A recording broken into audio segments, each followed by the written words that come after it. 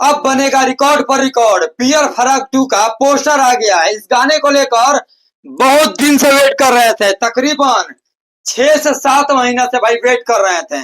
तो finally power star Pawan Singh का लगन में कब्जा करने वाला सॉन्ग आ रहा है, जिस गाने का टाइटल है पियर फराक वाली 2। ये गाना एमएमबी रिकॉर्ड से आएगा और जिस दिन गाना आ गया लिख कर ले लो, ये गाना रोक लेना कोई से रोकाई। पहले वीडियो को दबा के शेयर करिए जहां से भी देख रहे हैं।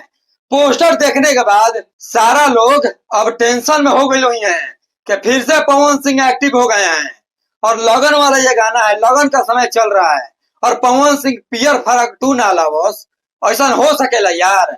तो कहां कहां से इस सॉन्ग को लेकर आप लोग वेट कर रहे थे, कमेंट सेक्शन में बताइएगा। पोस्टर चरतरफा वायरल हो रहा है।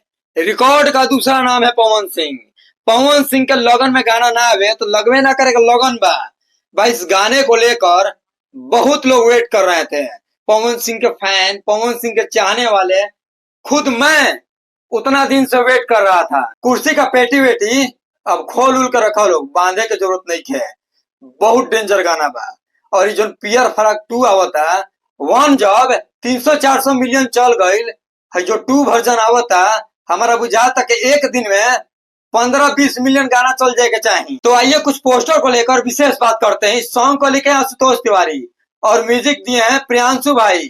आशु और प्रियांशु का जोड़ी भाई रहेला तो गाना 400-500 मिलियन के आंकड़ा पार कर देवेला। लिखित तार लोग का देतनी जब भी आशु प्रियांशु के जोड़ी रहेला और पवन सिंह उ गाना के गावस तो गाना भाई कटला ना कोई काट पाई। और जो एमएमबी रिकॉर्ड से गाना आएगा पियर फराक 2 वाली, इस गाना को बजने देना है। दूसरे चैनल पर आप लोग अपलोड मत करिएगा।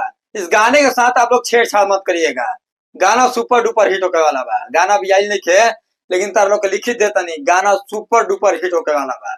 मिलते हैं नेक्स्ट वीडियो में। अपना राय कमेंट सेक्शन में दीजिएगा। चैनल पे नए नए हैं तो चैनल को सब्सक्राइब कर लीजिए।